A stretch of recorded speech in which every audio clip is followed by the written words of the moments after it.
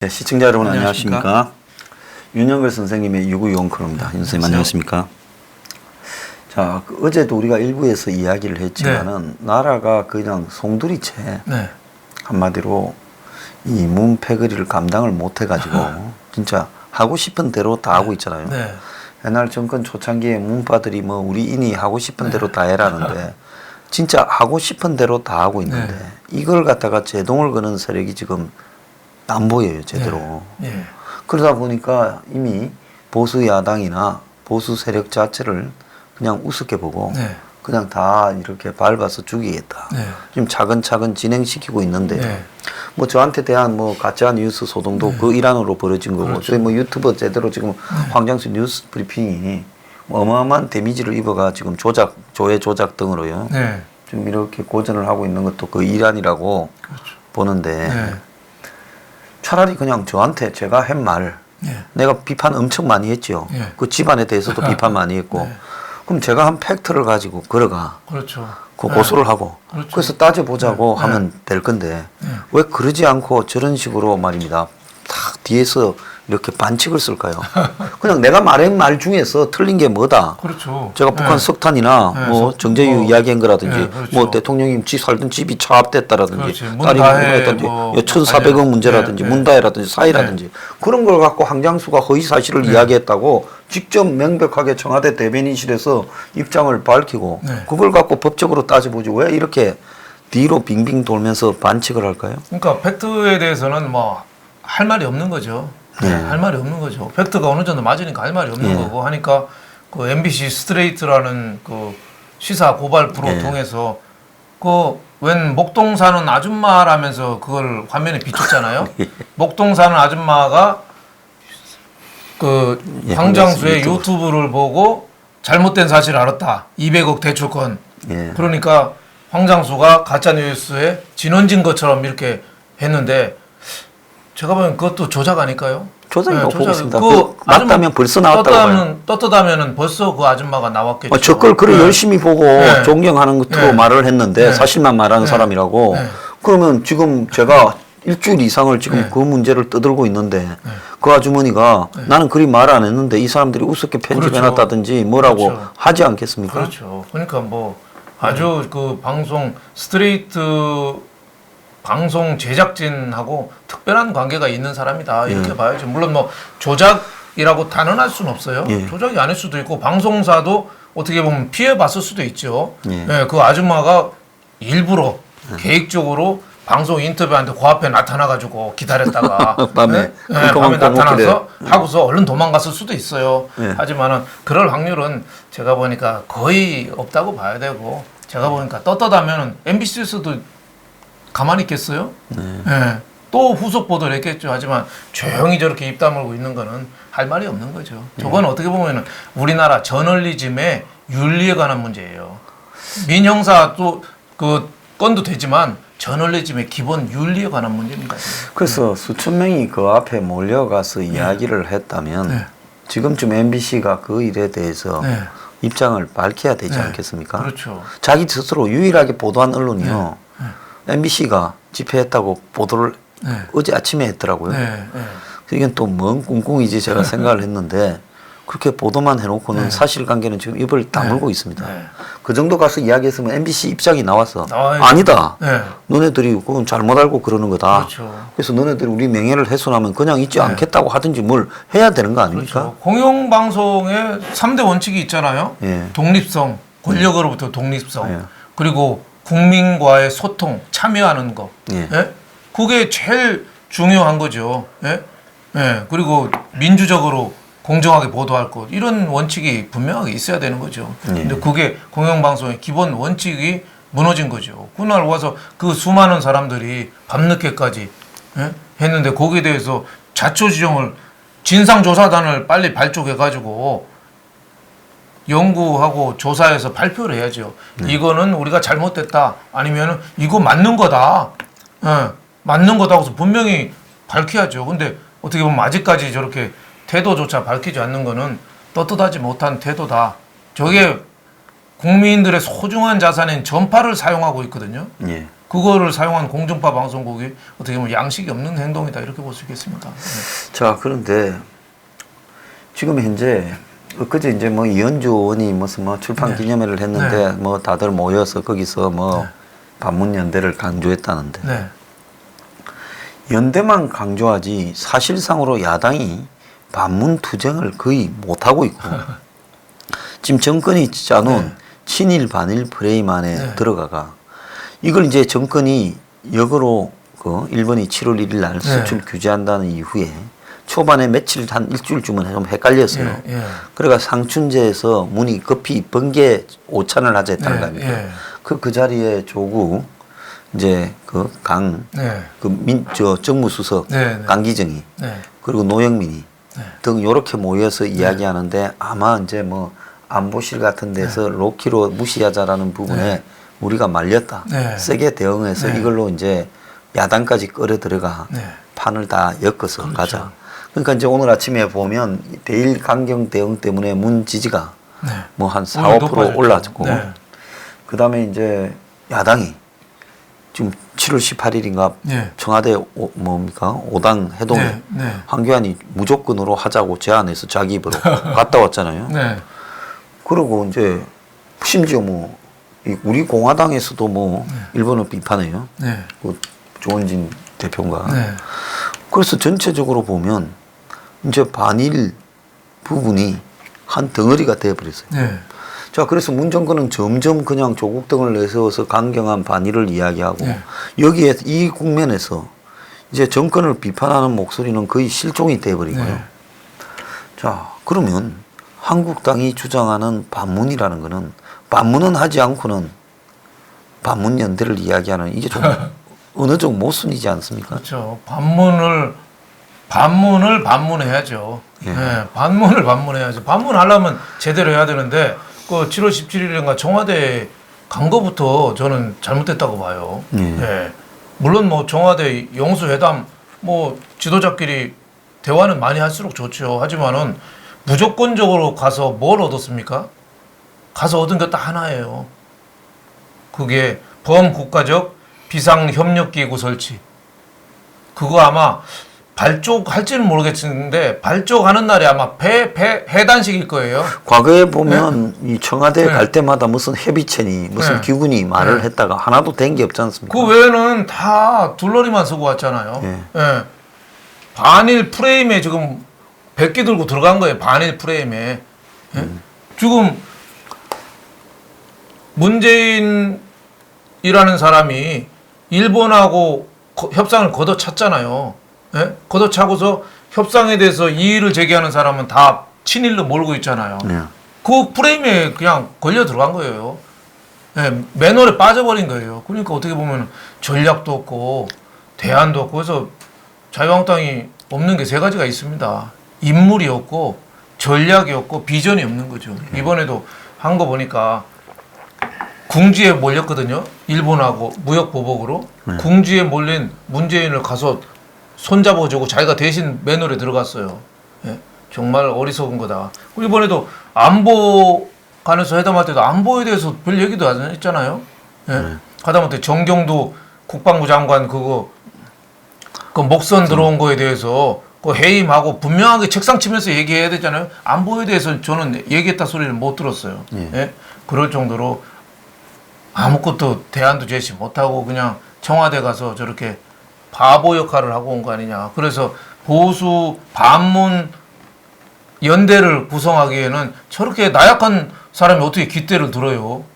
깃대 들지를 못하는 거죠. 맨홀에 안에서 깃대 들어야 보입니까? 아무도 안 보이는 거죠. 네. 그래서 아무도 반문을 제대로 하지 않으면서 솔직히 말하면 뭐 텐트 치는 것도 고생이고 투쟁이지만 텐트 친다고 하는 거는 그냥 작전의 일부지. 그렇죠. 그 텐트가 반문의 전부가 아니지 않습니까? 그럼 뭐 우리 공화당이 텐트만 쳤다 뺐다 쳤다 뺐다 하려는데 그걸 넘어서서 우리 공화당 자체가 정말로 치열한 반문 이슈를 가지고 우리는 한국당하고는 다른 강경 투쟁이다면 반문 이슈를 가지고 구체적으로 투쟁해야 되잖아요. 그렇죠. 그 텐트가 전부는 아니잖아요. 그렇죠. 자, 우리 공화당은 텐트에 매몰돼 있고 이 말씀 들으신 분 중에 불쾌한 사람이 있을지 모르지만은 사실입니다. 이제 그것도 중요한 게 아니에요. 그건 이제는 과거에 상징적으로 의미 있는 이야기였지만 이제 그건 한물간 이슈라고 봅니다. 문을 상대한 구체적 투쟁에 나가야 되지 않겠어요? 그렇죠. 제가 저 1차 앵그리 집회 때 김정은이 온다는데 아무도 반대 집회를 안 해서 그래서 했습니다. 2차 집회 때 북한의 석탄 밀수하고 정제유 이 부분에 대해서 불법 한적에 대해서 아무도 말을 안 해서 그걸 좀 부각시키려고 했어요. 그리고는 또 우리 우리들 병원 1,400억을 언론들이 전부 다 시시하고 있고 해서 했습니다. 이번 3차 집회는 다 죽이려고 뻔히 지금 가짜 뉴스 소동을 벌이는데 그 당사자들이 제대로 싸울 줄 몰라서 잘 싸웠어요. 그렇죠. 그러면 저 같은 경우에 제가 3차례 집회를 통해서 이 동원한 천중이 그게 말입니다. 만 단위가 넘어요, 훨씬. 그렇죠.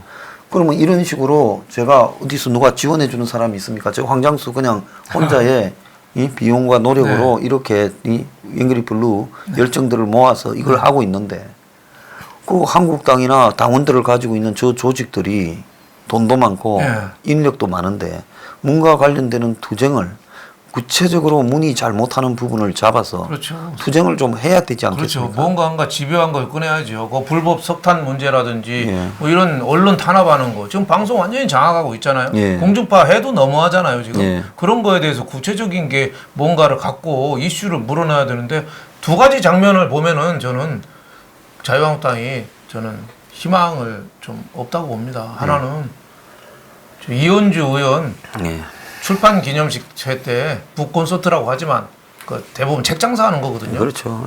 그 북콘서트 하면 안 됩니다. 그 옛날에 노영민 청와대 비서실장은 카드 조회기 결제기 갖다 놓고서 북콘서트 했거든요. 그 국회의원도 돈벌이 하는 거거든요. 거기에 자유한국당 국회의원이 22명인가 갔어요. 뭐 황교안 대표도 가가지고 저렇게 훌륭하신 분 우리 당 오셔야 된다고 그랬어요. 또 우리 공화당 그 대표 가신 분 있잖아요. 한나라당 자유한국당 탈당해서 그분도 우리한테 와야 된다고 했어요. 저렇게 경쟁적으로 국회의원 하나 갖고 저렇게 총 출동해서 저렇게 싸우대냐. 제대로 싸울 줄 알아야지. 이슈를 갖고. 또 하나는 김성태 의원 자기 불구속 기소됐다고 1인 피켓이 하고 있어요. 또 국회의원 옆에 또 같이 또 기자회견하는데 둘러리 섰더라고요. 물론 개인이 억울하면 항의도 하고 국회의원도 해야 되죠. 정치 단합인 면도 있다면 분명히 한 건 해야 되지만 다들 개인적인 일이잖아요. 그렇죠. 자 개인적이죠. 개인적인 일에 저렇게 분노하잖아요. 나라한 일에 진짜 국민이 우리나라 민주주의가 흔들리고 인권이 단합받고 국민의 소중한 자유가 억제되고 민생이 지금 바닥에 떨어지고 있는데 거기에 대해서는 예의가 없잖아요. 그러니까 국가는 왜 실패하는가 그 책에 그 데런 에스모글루인가요? 그 사람이 얘기하잖아요. 지도자들은 국민이 희생이 돼도 정치적으로 유리하면은 선택한다. 지도자들은 지금 일본하고 문제나 뭐 경제 문제나 안보 문제 국민이 희생이 되고 나쁜 길로 가도 지도자들이 자기한테 유리하면은 그 방향으로 몰고 간대요. 못된 나라들이. 지금 우리나라가 지금 그 길로 가고 있잖아요. 잘못된 길로. 그렇게 가고 있습니다. 그거를 자유한국당이 잡아줘야죠. 그러려면은 반문연대라든지 보수 연대라든지 해야 되는데 다 자기 개인 일만 하고 있어요. 개인 일만. 집안 청소를 대청소를 해야 되는데 자기 책상만 치우고 있어요. 저는 황교안이 잠깐 밖으로 나와가지고 지방에 돌면서 집회 몇 번 하고 그때 이제 이 패스트 트랙으로 그 다음에 책 내는 거 보고 지방에 돌아온 걸 가지고 화보집 비서단 뭐 밤이 깊어 먼 길을 떠납니다가 어쩌고저쩌고 그걸 보고 난 저 사람이 한가하죠. 정말 제정신 좀 아니다 생각했습니다. 자 그런데 반문은 하지 않으면서 반문연대를 말하는데 좀 혐오감을 느껴요. 누가 싸워요? 제대로 싸우지도 않으면서 반문연대를 이야기해요. 싸우는 사람은 구체적으로 문에 팩트를 놓고 싸우기 바랍니다. 저 애국당도요 천막 가지고 싸우지 게 아니라 이제 문이 잘못하는 구체적 팩트. 애국당쯤 되면 북한의 석탄 밀수나 정제유 불법 한적을 갖고 싸우길 바래요. 자, 이런 식으로 또 한국당은 문이 지금 전방위로 민주주의를 파괴하는 부분들을 내걸고 민주주의 파괴를 통해서 이게 선거를 무의미하게 만들고 있다고 하고 그렇죠. 싸우든지 그래서- 안 그러면 어제 보면 예. 며칠 전에 보면 한박도라는 네. NLL 경계에 있는 네. 섬인데 네. 행안부 자료나 국토부 자료나 해수부 자료나 뭐 이런데 산림청 땅이라고 되어 있는 네. 무인도를 북한이 지금 점령해서 거의 세멘트 구조물까지 건물까지 올려서 군인을 보내서 지배하고 있다는 거예요. 네. 2009년 이후에 아. 그 섬 하나 뺏긴 거예요. 네. 근데 군이 뭐라고 하는가 하면 아니 북한 섬을 가지고 왜 우리 거냐고 이렇게 물으면 우리가 네. 할 말이 뭐 있냐라고 네. 이야기를 해요. 미친 인간들 아닙니까? 좀 우리 네. 행안부 자료에 네. 이 국토 행안부가 보면 국토에 대한 네. 이 지도 같은 거 관리하잖아요. 네. 행안부, 국토부, 해수부 등에 전부 한국 거라고 돼 있는데 북한이 점령해서 군부대를 파견해가 기지를 만들어놨는데 네. 그거를 갖다가 만약 그렇다면 중대한 문제죠. 2009년부터인가요? 예, 2009년 이명박 정권부터 예. 오래된 10년간 예, 군이 그걸 쉬쉬하면서 네.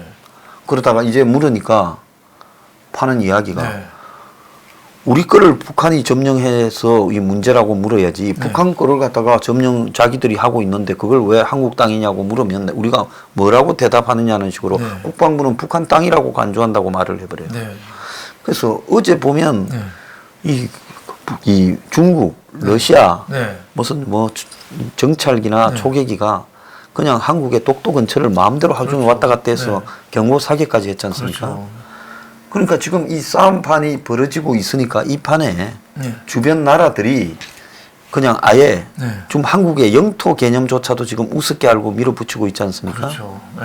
자, 이런 부분을 그 한국당은 자기들이 앞장서서 싸워야 되지 않겠습니까? 네, 그렇죠. 근데 이런 부분에 대해서 한국당이 지금 싸우기를 포기하고 있어요. 그렇죠. 그 중국하고 러시아 그 폭격기가 온 거는 굉장히 어떻게 보면 우리 국가 안보에 중요한 사태죠. 특히 러시아 폭격기가 영공 침범한 거는 그 6.25 이후에 처음이잖아요. 예. 예, 그러니까 우리 소중한 주권이 지금 농락을 당하고 있는 거예요. 예. 그게 왜 그렇겠습니까? 한미일 동맹이 지금 흔들리고 있잖아요. 예. 또 일본하고 우리가 싸우고 있잖아요. 예. 예? 그리고 뭐 그 일본하고 안보 교류 협정까지 지금 흔들리고 있으니까 중국하고 러시아하고 짠 거죠. 짜서 저 독도 쪽에 한 바퀴 돌자. 예? 그런 거죠. 예. 그러니까 중국, 러시아가 지금 손잡고 한미일 안보, 특히 제일 약한 고리인 한국을 저렇게 겨냥해서 도발을 한 거죠. 저것도 진짜 국가적인 굉장히 중요한 사태거든요. 근데 청와대 그 안보 회의도 안 열었어. NSC도. 예? 그러면 이제 한국당이 앞장서서 네. 이런 문제를 가지고 그렇죠. 규탄을 하고 좀 이야기를 해야 될 네. 거 아닙니까? 네. 근데 그것도 또 지금 뭐 그냥 남일 보듯이 바라보고 있어요. 그러니까 아까도 장면 두 가지 얘기했는데 하나 더 해야죠. 이현주 출판회 때 그 20몇 명 가서 했다는 거. 또 김성태 피켓 시위하는데 우르르 자기 개인 일에 하는 거. 또 하나는 황교안 대표에 대해서 우리 공화당 의원들이 이승만 대통령 추모일에 가서 물 뿌렸죠. 끼얹었잖아요. 예. 그게 뭐겠습니까? 황교안 대표는 이 보수의 가치조차 지금 지키지 못하고 있는 거예요. 예. 그러니까 물론 물 끼얹은 사람 제가 비호하고 싶은 생각은 없지만 오죽 소중한 기본 보수의 기본까지도 안 갖췄으면은 어떻게 보면 우리 공화당에서 또 물까지 끼얹겠어요. 예. 자, 그런 의미에서 참 문제가 심각하다 네, 이렇게 봅니다. 저도 그렇게 봅니다. 그런데 중요한 거는요.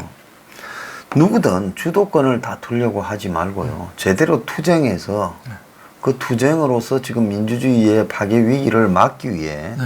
안보라든지 사회 시스템의 파괴라든지 언론 장악이라든지 그리고 경제 붕괴라든지 이런 부분을 구체적으로 대응해야지. 네. 자, 황교안은 아직도 이야기합니다. 우리가 무슨 경제 대전환 위해서 좋은 안이 나올 거다. 아니 그거 지금 두어 달 전에 예? 그 자기 취임 100일 전후에서 그런 거 발표해놓고 지금 이 긴박한 시국에 두 달이 넘도록 그런 발표 이후에 아무런 말도 없어요. 곧 나올 거다라는 부분이 그러니까 청와대 회담 가서 궁지에 몰린 문재인 손잡아서 꺼내주고 자기가 맨홀에 빠진 건데 저는 2차 대전 때 유태인들이 많이 학살을 당했거든요. 예. 근데 그 사람들이 사실 일사불란하게 다 피해 나가면은 피할 수도 있었어요. 그러면 근데 다들 그냥 어찌 예. 그대로 살았거든요. 예. 살다가 폴란드 이런 데서도 엄청나게 뭐 피해 당하고 그때 그 전부터 히틀러 이전부터 유대인 퇴치가 전 유럽 쪽으로 번졌어요. 예, 30년대 뭐 초중반부터 그렇죠. 시작됐죠. 예, 그 진조가 있었고 계속 법 개정도 되고 계속 유대인을 압박하는 거. 예. 뭐 노란 리본을 달아라. 뭐 공직자가 안 된다. 예. 계속 압력이 계속 들어왔어요. 예. 왜냐하면 독일에서도 그 뭐 몇 퍼센트 안 되는 유대인이 그때 경제력이 독일 경제력의 한 8, 90% 차지하고 있으니까 반의 유대주의가 계속 목을 좋아하는데 왜 그냥 있다가 학살당했겠어요? 내 차례는 안 올 거다. 예. 나는 빠져나갈 수 있다. 이런 심리도 아마 상당히 좀 있었지 않나 싶어요. 근데 지금 자유한국당이 이렇게 하는 거는 나는 뭐 괜찮겠지. 나는 뭐 내년 총선 가면 되겠지. 황교안 대표는 이대로 가면은 문재인 워낙 못하니까 나한테 대권의 기회가 오겠지. 다 나는 괜찮을 거라고 생각하는 그런 심리가 좀 있지 않느냐 이렇게 생각이 됩니다. 예. 네. 그런데 이해가 안 가는 거는 문을 만나러 갈 때 자기가 보았으면 네. 내 쫄병들이 걸린 거는 네. 좀 풀어주라. 네. 문한테 네. 그때 가서 그렇죠. 신하운명, 네. 영등포 경찰서. 네. 네. 그러고는 우리가 만나서 잘해보자고 이야기를 해야 될 거냐. 그 말도 못했어요. 그럼 못했죠. 당 대표가 네. 총선을 앞두고 지금 당의 의원들이 거기에 코가 끼어가. 네. 그 말고도 이런저런 사건으로 저 당에 그렇죠. 의원들의 한 80% 이상이 코 끼어 있어요. 네. 자, 그러면 뭔 당이 제대로 되겠습니까? 내년에 출마해서 당선되는 게 목표인 사람들 앞에. 네. 그런데 황이 그 말을 하지 않고 그냥 문한테 나오기 전에 둘이 창밖에 보고 1분 30초 이야기했다는데 제 지난번에 그 상품권이나 네. 떡값이나 네. 이런 거는 더 이상 윤석열 청문회 끝나고 난 이후에 네. 거론 안 해줘서 감사합니다. 아니면 앞으로 제 정관 예우는 거론해주지 말기 바랍니다. 근데 한번 생각해보지요. 네. 이 말했어요. 나 도대체 1분 30초 동안 황교안이 뭔 말을 했는지 지금 의문스러워요. 네, 뭐 다음에 뭐 따로 한번 만납시다. 뭐 이 정도 얘기했다는데 그것도 또 청와대 쪽에서는 부인하고 있거든요. 네, 따로 뭐 만날 계획은 없다 이렇게 얘기하고 자, 있으니까. 그날 황교안의 모습을 보면 문을 건져주고 자기는 맨홀에 빠졌는데 네. 저 사람이 그래도 바보는 아니지 않습니까? 영 검찰 고위 간부에 법무장관 총리 대행까지 했으니 그러면 저도 계산이 있었을 건데 저런 엉터리 계산을 한다면 만약에 모르고 했다면 좀 바보라서 끌어내려야 되죠. 그렇죠. 이런 계산을 바꿔먹는 장사를 하는 인간을 지금 이 위중한 시기에 야당 대표로 앉혀놓으면 저게 바보지. 그러지 않습니까? 네. 그럼 바보가 아니고 했다면 다른 꿍꿍이가 있어서 내가 이걸 협조해 줌으로써 문이 나한테 뭘 갖다가 어떻게 해줄 거라는 이런 계산들이 있었으니까 저렇게 했을 거라고 옛날 야당이 각 선명성이 이렇게 부각될 때 같으면 이번 해동은 완전히 저거 사꾸라다. 그렇죠. 모든 게 하나도 없잖아요. 그렇게 네. 봐야 되는 거 아니겠습니까? 그렇죠. 또 문재인은 또 고마워했습니까? 전혀 안 고마워. 아주 오만했죠. 추경도 하나 안 해줬다고 하잖아요. 투덜거리고 있죠. 돌아가는 황교안에다가 추경도 안 해줬다. 예. 성공하지 못했다 하는데 지금 청와대 회동 이후에 계속 문재인 청와대가 지금 강조하는 그거잖아요. 친일, 반일 이 프레임으로 계속 야당 몰아붙이고 또 하나는 추경 프레임이죠.